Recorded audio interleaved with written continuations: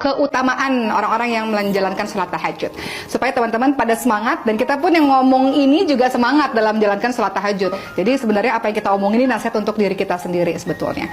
Nah, Masya Allah ya, apakah keutamaan-keutamaan tahajud? Yang pertama, ternyata sholat tahajud adalah sifat orang bertakwa dan calon penghuni syurga.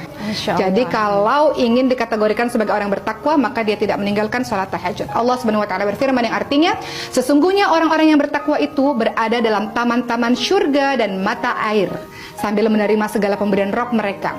Sesungguhnya mereka sebelum itu di dunia adalah orang-orang yang berbuat kebaikan. Di dunia mereka sedikit sekali tidur di waktu malam dan selalu memohon ampun di waktu pagi sebelum fajar. Dalam surah Adz-Dzariyat ayat 15-18. Jadi di sini Allah Subhanahu wa Ta'ala menginformasikan kepada kita semua, orang bertakwa yang mendapatkan surga sedikit waktu tidurnya di waktu malam, banyak bangun untuk minta ampun kepada Allah Subhanahu wa Ta'ala. Yang kedua, keutamaan tahajud adalah tidak sama antara orang yang sholat malam dengan orang yang tidak sholat malam. Allah Subhanahu wa Ta'ala berfirman yang artinya, adakah sama orang-orang yang mengetahui dengan orang-orang yang tidak mengetahui? Sesungguhnya orang yang berakal lah yang dapat menerima pelajaran. Jadi dalam surah Az-Zumar ayat 9, tidak sama antara orang yang senantiasa bangun sholat malam, dia tahu dia dapat keutamaan, dia tahu dia dapat pahala, dia tahu doa dia dikabulkan oleh Allah, nggak sama dengan orang yang tidur terlelap. Masya Allah. Karena orang-orang yang bangun sholat malam pasti dia punya motivasi kenapa dia melakukan itu. Betul-betul. Karena dia tahu tentang keutamaan-keutamaan dalam beribadah.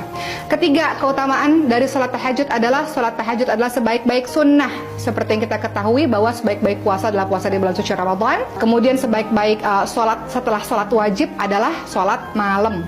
Jadi setelah sholat wajib ternyata yang afdal adalah qiyamul lail, menghidupkan malam.